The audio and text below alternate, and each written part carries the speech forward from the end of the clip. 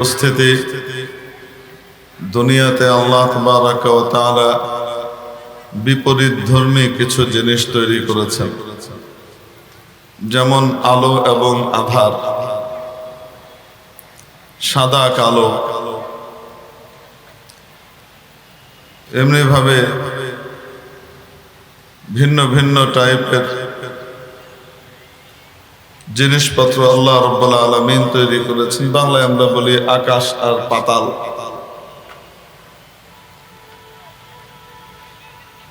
সঠিক আর বেঠিক, ঠিক তদ্রূপ হক এবং বাতিল।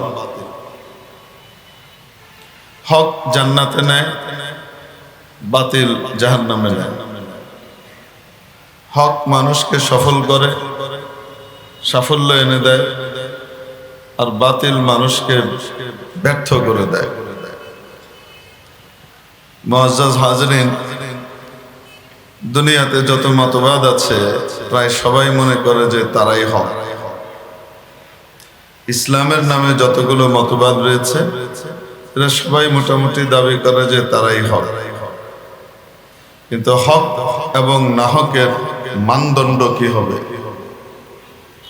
এই মানদণ্ড নির্ণয়ের ক্ষেত্রে কোরআন এবং সুন্নাহ আমাদেরকে পরিষ্কারভাবে জানিয়ে দিয়েছে যে দল বা যে ব্যক্তির মত এবং পথ সাহাবায়ে কেরামের মত আর পথের অনুরূপ হবে সে হক, আর যে দল বা ব্যক্তির মত সাহাবায়ে কেরামের মতের বিপরীত হবে সেই না হক, সেই বাতিল। খুব পরিষ্কার। কোরআনে কারিমে দৈনিক নামাজের মধ্যে আমরা দৈনিক কোরআনে কারিমের একেবারে প্রথম সূরা সূরাতুল ফাতিহা প্রায় 17 বার বিভিন্ন আঙ্গিকে তেলাওয়াত করি। বিভিন্ন আঙ্গিকে তেলাওয়াত করি মানে কখনো সরাসরি তেলাওয়াত করি, আবার কখনো ইমামের মাধ্যমে তেলাওয়াত করি। এটা আবার কেমন কথা? ইমামের মাধ্যমে তেলাওয়াত করি মানে ইমাম তেলাওয়াত করেন আর ইমামের পিছনে আমি নবীজির আদেশ মানি, কোরআনের আদেশ মানি, চুপ করে থাকি, তাও তেলাওয়াতের সওয়াব পাই এবং তেলাওয়াতকারী হিসেবে গণ্য হই। তাই মুসান্নাফ ইবনে আবি শাইবার ভিতরে নবী পাক সাল্লাল্লাহু আলাইহি ওয়াসাল্লামের এই মহান বাণী বর্ণিত হয়েছে, মান কানা লাহু ইমামুন ফাকিরাআতুল ইমামি লাহু কিরাআহ। যে ব্যক্তি ইমামের পিছনে নামাজ পড়ে, ইমামের পড়াটাই তার পড়া, ইমামের পাঠটাই তার পাঠ, ইমামের তেলাওয়াতটাই তার তেলাওয়াত। প্রিয় উপস্থিতি, গোটা নামাজের নির্যাস আর সারাংশ কি? আল্লাহর কাছ থেকে কিছু জিনিস মঞ্জুর করিয়ে নেওয়া, চাওয়া। গোটা কোরআনে কারীমের নির্যাস আর সারাংশ কি? কোরআনে কারীমের নির্যাস আর সারাংশ মুফাসসিরিনে কিরাম বলেন বিধৃত হয়েছে সূরাতুল ফাতিহার মধ্যে। আর সূরাতুল ফাতিহার নির্যাস কি? সূরাতুল ফাতিহার নির্যাস হলো দোয়া। এজন্য হাদিসে পাকে এসেছে আদ-দুআউ মুখুল ইবাদাহ, ইবাদতের মগজ আর সারাংশ হলো দোয়া। সূরা ফাতিহার মৌলই হলো দোয়া। কি দোয়া? যে কোনো দোয়া নয়, বিশেষ স্পেশাল, সবচেয়ে গুরুত্বপূর্ণ, মানব জাতির জন্য সবচেয়ে স্পর্শকাতর দোয়া। এবং সেই দোয়াটা করবার আগে আল্লাহ রাব্বুল আলামিন দুনিয়াতে যেমনি ভাবে মানুষ কোনো বড়র কাছ থেকে কোনো কিছু চেয়ে মঞ্জুর করাতে হলে কিছু কার্টেসি ফলো করে,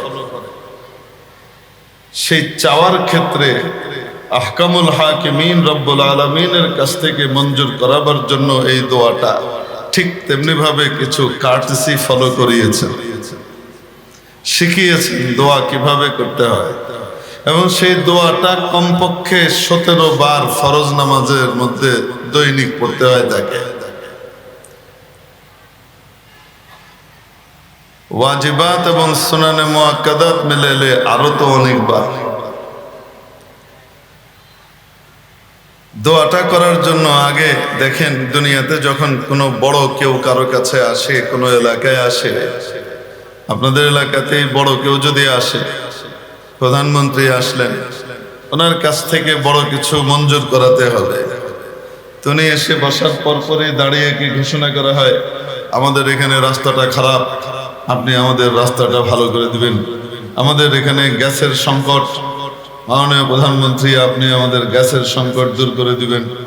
আমাদের এখানে কালভার্টের প্রবলেম, ব্রিজ ভাঙা, এটা দয়া করে ঠিক করে দিবেন। এরকম করা হয় নাকি তার আগে কিছু কাজ আছে? তার আগে সিপাস নামার জন্য তো আমাদের চট্টগ্রাম বাংলাদেশের ভিতরে 1 নম্বর, সেটা উর্দু সিপাস নামা হোক আর আরবি সিপাস নামা হোক। গোটা বাংলাদেশের মধ্যে যত মাদ্রাসা আছে, এই সব মাদ্রাসা মিলে সারা বছরে যা সিপাস নামা রেডি করে, চট্টগ্রামের এক একটা মাদ্রাসা এক এক বছরে তার চেয়ে বেশি সিপাস নামা তৈরি করে। এবং এই সালাহিয়ত আর যোগ্যতা আল্লাহ পাক এই জমিনের বাসিন্দাদেরকে একদম মন খুলে আল্লাহ দান করছে। লফজের তানব্বুর, মজমুনের ইলতিফাত, জবরদস্ত তরিকায়, অদ্ভুত তরিকায়, মুক্তাকার তরিকায় এটাকে উপস্থাপন করা, মাশাআল্লাহ তাআলা। এটার ব্যাপারে চট্টগ্রামের জুড়ি মেলা এটা খুব কঠিন। তো এখানে তারপরেও মনে করেন বাংলাতেও যারা লিখে, যে কোনো জায়গাতে কলেজে ভার্সিটিতে কোথাও কেউ আসলে তো একটা মানপত্র দেয় না, সেই মানপত্রের ভিতরে প্রথমেই প্রশংসা শুরু করা হয়, এটা এটা এটা মাহাত্ম্য নেই, মাহাত্ম্য নেই, এটা এটা এটা। মহানুভবের কাছে বেশ কিছুক্ষণ বলে টলে আমাদের দেশেও মনে করেন এরকমই হয়, রাজনৈতিক বড় ব্যক্তি এসছেন তো প্রথমে তার জন্য কিছু প্রশংসা গাথা, সত্য মিথ্যা সবকিছু মিলায় টিলায়, বেশিরভাগই মিশা হয়, অল্প কিছু হাসা হয়। এগুলো মিলায় টিলায় বলে আপনাদের ভাষায় কয় পামপট্টি। কারণ প্রশংসা এটা যদি হাকিকত হয় আর বাস্তব হয় তো তাহলে না এটা প্রশংসা হয়, আর না হলে মিথ্যা কথা হলে এটাকে কি বলে, ফাম বলে, তাই না? এরকমই তো মনে হয়। এই এলাকায় কি শব্দ বলে আমি জানি না, আমাদের ঢাকায় বলে পামপট্টি বলে। হ্যাঁ, পামপট্টি বলে। আচ্ছা, পামপট্টি বলে। তো রাজনৈতিক নেতারা আসলে যে প্রশংসা করা হয় সেটার পরিমাণ করলে, রেশিও করলে, হাসা যদি 10% হয় তো মিশা হবে 90%। অবাস্তব না বাস্তব? এগুলা করবে। তারপরে সুবহানাল্লাহি ওয়া বিহামদিহি শুরু হবে করে টেরে, তারপরে বলবে যে এই এলাকার লোকজন তারা আপনাকেই ভোট দেয়, এই এলাকা থেকে কখনো অন্য মার্কা পাশ করে নাই, আপনার মার্কাই পাশ করছে। তার অর্থ হলো এই, আপনার রাষ্ট্রীয় যে বরাদ্দ আছে সেই বরাদ্দ দিয়ে আপনার কাছে রাষ্ট্রে যে টাকা পয়সা আছে সেটা দিয়ে সারা দেশের সব চাহিদা তো পুরা করা সম্ভব না। অবশ্যই আপনি প্রায়োরিটি দিবেন, কাউকে বেশি তাকাদ্দুম দিবেন, হককে তাকাদ্দুম, কাউকে অগ্রগামী রাখবেন, কারো হকটা আগে আদায় করবেন, তারপরে অন্যদেরটা আস্তে আস্তে আসবে। তো ওইটা যদি হয় তো আমার এলাকা সবার আগে প্রাপ্য। কেন? আমরা আপনার দলের। অন্য জায়গা থেকে বিভিন্ন মার্কা বিভিন্ন সময়ও পাশ করে, কিন্তু আমাদের এখানে শুধু আপনার মার্কাই জিতে। অতএব সারা বাংলাদেশের ভিতরে বন্টনের ক্ষেত্রে সবার আগে কারা পাইতে পারে, এটা বলে কি বলে না? এরপরে বলে, ওইটা বলে না যে পাইতে পারে, শুধু বলে যে আমরা আপনার দলের, অতএব আপনার বিশেষ দৃষ্টি আমরা চাই। আমাদের এখানে লাস্টে আসে এই ব্রিজ কালভার্ট, আমাদের দেশে রাস্তা, বিদ্যুৎ, তারপরে গ্যাস ইত্যাদির প্রবলেম আছে। আপনি শুধু চোখের কোনা দিয়ে একটু তাকাইলেই আনা কি খাকেরা বানাজার কি মিয়া কোনান হয়ে যাবে।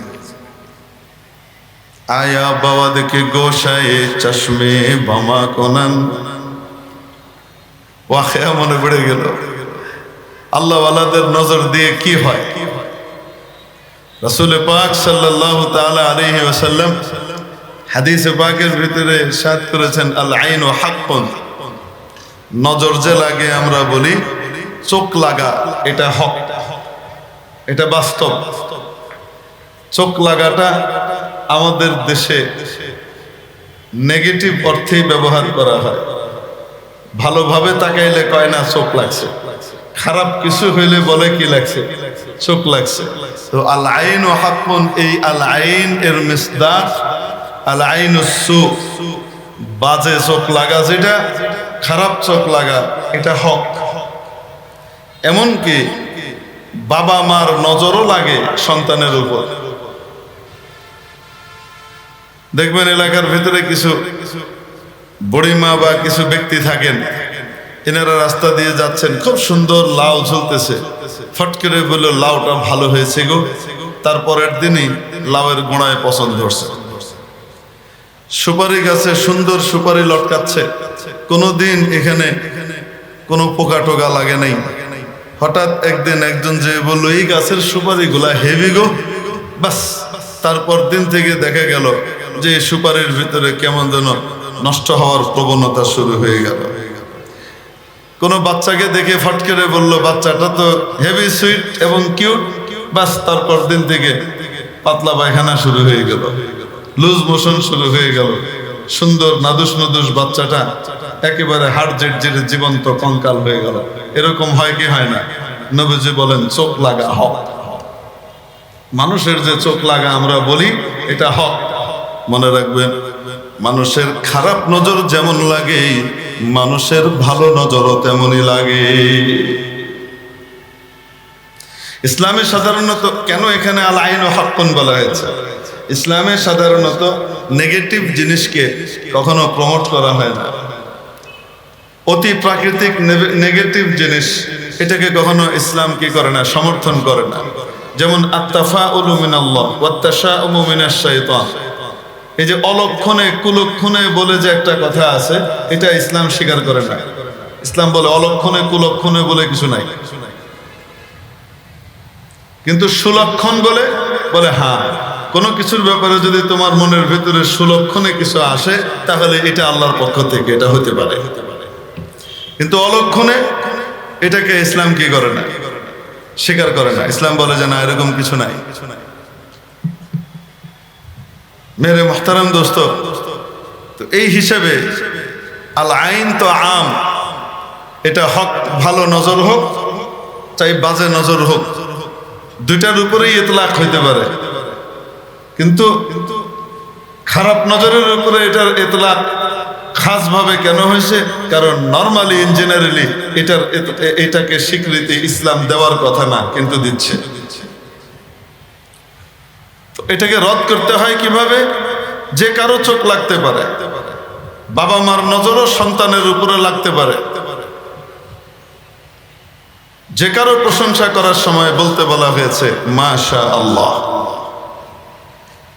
মাশা আল্লাহ বলার সাথে সাথে মাশিয়াতুল্লাহ এর ভিতরে যোগ করে দেবার সাথে সাথে এর থেকে মন্দ জিনিস চলে যায়, আর এটার ভিতরে ভালো জিনিস পয়দা হয়। তো ভালো নজর, খারাপ নজর যেমন লাগে, ভালো নজরও লাগে।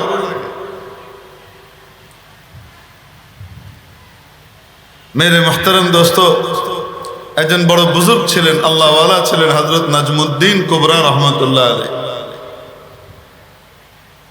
একদিন মুরাকাবা করে বের হয়েছেন সকালবেলায়, ফজরের পরে জিকির আজকার করে মুরাকাবা করে বের হয়েছেন। তো যখন বের হয়েছেন, বের হওয়ার পরে খাস হালতে প্রথম নজরটা পড়েছে একটা কুকুরের উপর। কুকুরের উপরে নজরটা পড়ার পরে অদ্ভুত এক অবস্থা তৈরি হলো। এই কুকুর যেখানেই যেত, ওই এলাকার সমস্ত কুকুর তার সামনে এভাবে হাত জোড় করে চুপ করে বসে থাকত। আপনারা জানেন কুকুরের একটা খাচ্চত আছে, আরবিতে বলে খাসিয়া, বাংলায় কয় খাচ্চত। তো কুকুরের একটা খাচ্চত আছে, স্বভাব আছে, ভালো স্বভাব না বদ স্বভাব। ভালো স্বভাব হইলে এটারে খাচ্চত কয় না, বদ স্বভাব হইলে এটারে কি বলে, খাচ্চত কয়। অমুমান কুকুরের খাচ্চত হইলে এই, তার এলাকা বিশাল, থাকার কত জায়গা, কিন্তু তারপরে অন্য এলাকার কোন কুকুরকে সে তার এলাকায় এলাও করে না। যদি কোনোভাবে ঢুকে যায়, নিজেদের যতই ইখতিলাফ থাকুক না কেন, আল কুফরু মিল্লাতুন ওয়াহিদার মতো সব একজোট হয়ে রেখা দেন। আর ওই বেচারা লেঙ্গুর দুই ঠ্যাঙের মাঝখানে দিয়ে কোনো মতে পালায় বাঁচে। কুকুরের এই খাচ্চতের কথা আমরা জানি কি জানি না, সে অন্য কাউকে নিজের এরিয়াতে এলাও করে না। সেখানে হযরত নাজমুদ্দিন কুবরা রহমতুল্লাহ আলাইহির মনজুর কলব, অর্থাৎ দৃষ্টিপ্রাপ্ত যে কুকুরটা ছিল, এই কুকুরটার অবস্থা এমন হয়েছিল, সে যেখানে যেত সেখানকার কুকুরই তাকে সাদরে সম্ভাষণ তো জানাইতই, এলাকার সমস্ত কুকুর এসে চুপ করে তার সামনে এভাবে নতজানু হয়ে চুপ করে বসে থাকত। কেন হয়েছে? আল্লাহ ওয়ালার খাস নজর। এক নজর ফরমা কে মুস্তাসনা শওম জবনায়ে জিন্স, এক নজর ফরমা কে মুস্তাসনা শওম জবনায়ে জিন্স, সক্কে শুদ মনজুর নজমুদ্দিন সাগারা সরওয়ারাস। ও আল্লাহর ওলি, একটা নজর আমার দিকে দিলে অসুবিধা কি? একটা নেক নজর আমার দিকে দিয়ে দেন, কারণ একটা নেক নজর যদি যথাসময়ে লেগে যায়, তাহলে আমি আমার সমগোত্রীয়দের চাইতে ভিন্ন হয়ে যাব, যেমন নাজমুদ্দিন কুবরা রহমতুল্লাহ আলাইহির দৃষ্টিপ্রাপ্ত কুকুরটা হয়েছিল। আল্লাহ ওয়ালাদের নজর অদ্ভুত বিষয়, যার উপরে লেগে যায় আসফালুস সারফিলিন থেকে আলা ইল্লিনে চলে যায়। একদম বাজে ফালতু জিনিস থেকে মকবুল আম ও খাস হয়ে যায়। এটা কিসের মাধ্যমে হয়? একটা তরিকা হলো খেটে খুঁটে খেটে খুঁটে খেটে খুঁটে যাওয়া, আরেকটা হলো ডাইরেক্ট তরিকা, লাফ মাইরা লিফটে করে চলে যাওয়া। সিঁড়ি ভাঙা কম, লিফটে করে ফু করে গেছে গা। সিঁড়ি ভেঙে ভেঙে ভেঙে ভেঙে ভেঙে ভেঙে 10 তলায় ওঠা যায়। আর আরেকটা হলো লিফটে করে খুব দ্রুত নিচ থেকে উপরে চলে যাওয়া যায়। অল্প সময়ে সহজভাবে দ্রুত চলে যাওয়া যায় যে তরিকা, সেই তরিকার নাম হলো আল্লাহ ওয়ালাদের নজর নিয়ে যাওয়ার তরিকা। এবং এটা বাস্তব, আল্লাহ ওয়ালাদের খাস ওয়াক্ত এবং সময় থাকে, ওই সময়ের নজর লেগে গেলে এই ব্যক্তি আল্লাহর কাছে মকবুল হয়ে যায়, কবুল হয়ে যায়। এগুলার কোনো অস্তিত্ব আছে নাকি? এগুলা তো সব তাসাউফ ওয়ালারা বানিয়ে টানিয়ে করেছে, সুফিগিরি। আসলে যারা এই সমস্ত কথাবার্তা বলে না, এটা তো কোরআনই বুঝে না, হাদিস কি বুঝবো? নাম নিয়ে রাখে হাদিসের, কিছু মনে করেন না, লেভেল খুব চমৎকার, কিন্তু না কোরআন বুঝে না হাদিস বুঝে। আর না বুঝার জন্য যারা সত্যিকারের কোরআন সুন্নাহ বুঝেন, এনাদের সোহবত নিতে রাজি হয়, ইন্টারনেট থেকে এলেম শিক্ষা করে, যার কারণে এই ঝামেলার ভিতরে পড়ে গিয়ে অস্বীকার করে এগুলা তো হাদিসে নাই, কোথাও নাই। রাসূল পাক সাল্লাল্লাহু আলাইহি ওয়াসাল্লামের ব্যাপারে ঘটনা বর্ণনা করেন আম্মা জান আয়েশা রাদিয়াল্লাহু তাআলা আনহা। একবার নবীজি সাল্লাল্লাহু আলাইহি ওয়াসাল্লাম খাস ভাবে ইবাদতরত,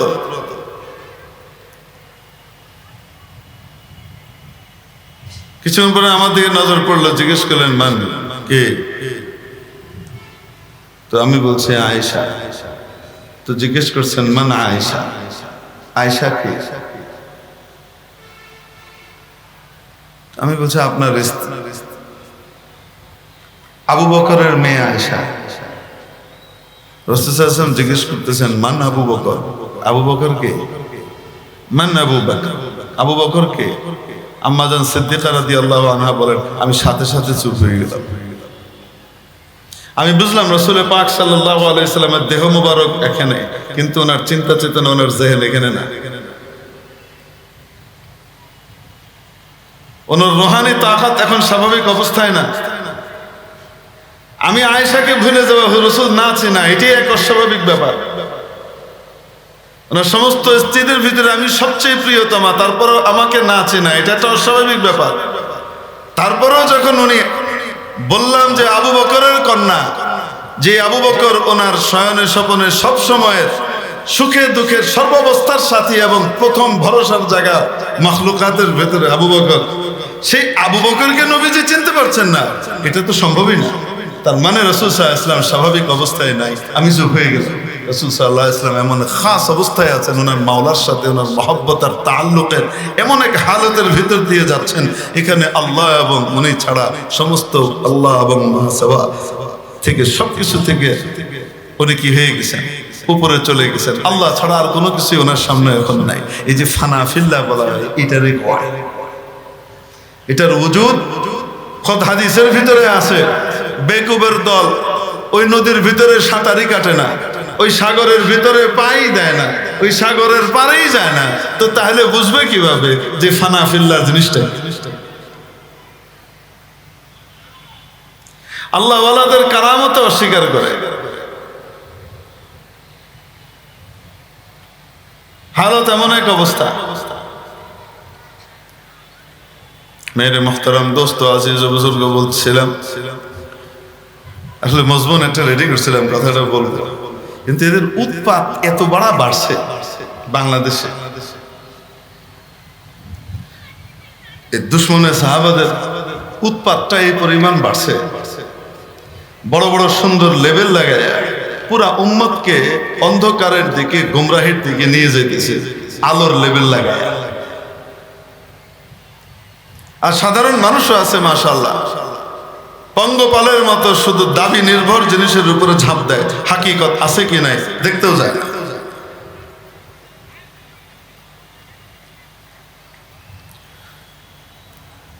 হযরত আশরাফ আলী থানভী রাহমাতুল্লাহ আলাইহি বলেন, হাকিমুল উম্মত মুজাদ্দিদুল মিল্লাত শাহ আশরাফ আলী থানভী রাহমাতুল্লাহ আলাইহি বলেন, যিনি ছোট বড় প্রায় 1000টার উপরে কিতাব রচনা করেছেন।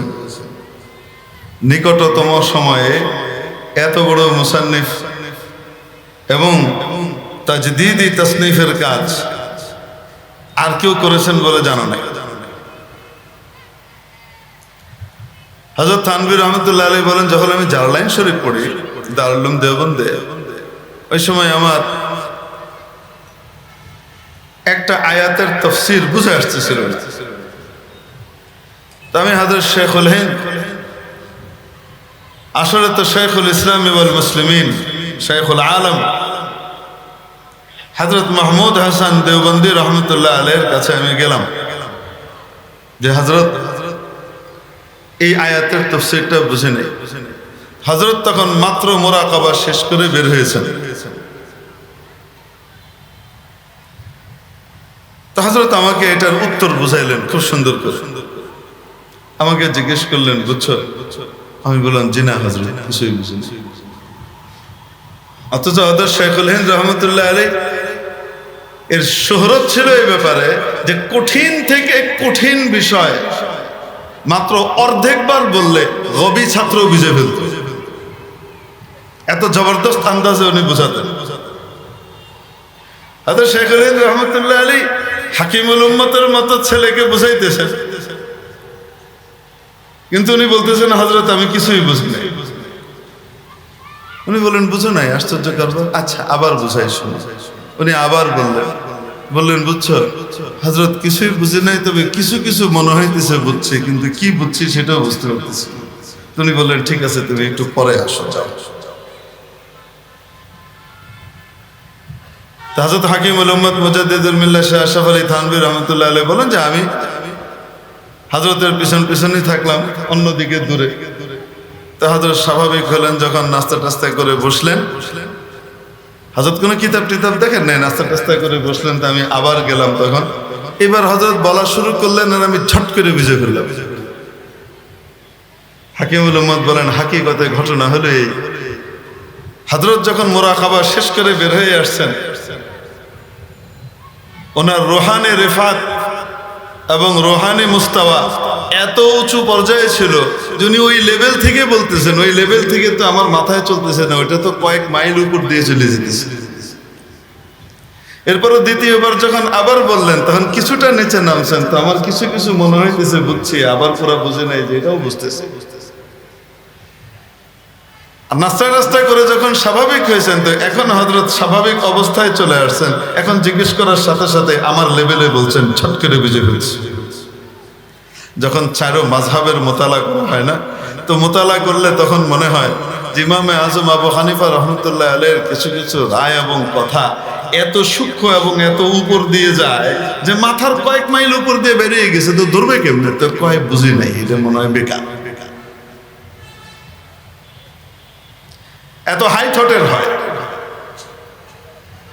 তো আল্লাহওয়ালাদের এমন কিছু হালত হয় যে হালতের সময় আল্লাহ আল্লাহ আল্লাহ আল্লাহ আল্লাহ, যে তারা দুনিয়ায় থেকেও দুনিয়ার ভিতরে তাদের রূহ বসবাস করে, এরকম না যে তাদের রূহ তখন উপর মহলের সাথে আলাদা ফিকিরে আর মহব্বতের ভিতরে নিমজ্জিত থাকে, আলাদা সাগরের ভিতরে থাকে। ওইরকম হালত থেকে বের হয়ে যদি নেক নজর কারো উপরে পড়ে, যেই হোক না কেন কবুল হয়ে যায়। কিন্তু আল্লাহওয়ালাদের নজর দ্বারা উপকৃত হবার জন্য বড় একটা জিনিস হলো, আল্লাহওয়ালা হইতে হয়। আল্লাহওয়ালা মোকাম্মল দরজায় হইতে হইলে শরীয়তের পাবন্দি ছুঁড়ে মেরে একটার পর একটা শরীয়তের যে পেয়ালা আছে ওইটা ভেঙে যাবে। উদাহরণ দিচ্ছে যে পান পাত্রটা, চিনির পাত্রটা শরীয়তের পাত্র, আর লোহার যে পাত্র এটা হলো মারিফাতের পাত্র। মারিফাতের লাইনে পা দিয়ে যদি ভালো আর পাকা খেলোয়াড় না হয়, তাহলে সে মারিফত করতে গিয়ে সে শরীয়তের পেয়ালা ভেঙে ফেলে, চৌচির করে দেয়। আর সাহাবা একরাম এটাই শিখাচ্ছেন যে দেখো, মারিফত এবং শরীয়ত দুইটা সমান তালে চলতে থাকবে, কিন্তু মারিফতের লোহার পেয়ালা দিয়ে শরীয়তের কাঁচের পেয়ালায় সামান্য আঁচড় পড়বে না। দুইটা যথাযথভাবে সমানভাবে চলতে থাকবে। তো যতক্ষণ পর্যন্ত মারিফত এবং শরীয়ত দুইটা পাশাপাশি ভাবে ব্যালেন্স পজিশনে না থাকবে, ততক্ষণ পর্যন্ত এটার দ্বারা পরিপূর্ণ উপকার উম্মতকে দেওয়া সম্ভব না এবং নিজেও পাওয়া সম্ভব না। মেরে মুহতারাম দোস্ত, দেখবেন মারিফতের দাবি অনেকে করতেছে, ফজরের নামাজ গাঞ্জা খাইয়ে পার করে দিচ্ছে, লাল টকটকে চোখ দিয়ে ফজরের নামাজ পার করে দেয়। আবার কথায় কথায় বলে যে বাইরের নামাজ লাগে না, ভিতরের নামাজই যথেষ্ট, মনের নামাজই যথেষ্ট, মনের ইবাদত যথেষ্ট, বাইরের ইবাদত করার কোনো দরকার নাই। এই টাইপের কথাবার্তা বলে কি বলে না? এই পাগলারে বলেন তো খাওয়া দাওয়া বাইরেরটা করস কে লিগা, তো মনে মনে খা, ভিতরে বন্দি করে ধুয়ে দেন কয়েকদিন, মনে মনে খাক, দেহি তার শরীর টিকে নেই। এগুলো দুষ্টামি মার্কা কথাবার্তা।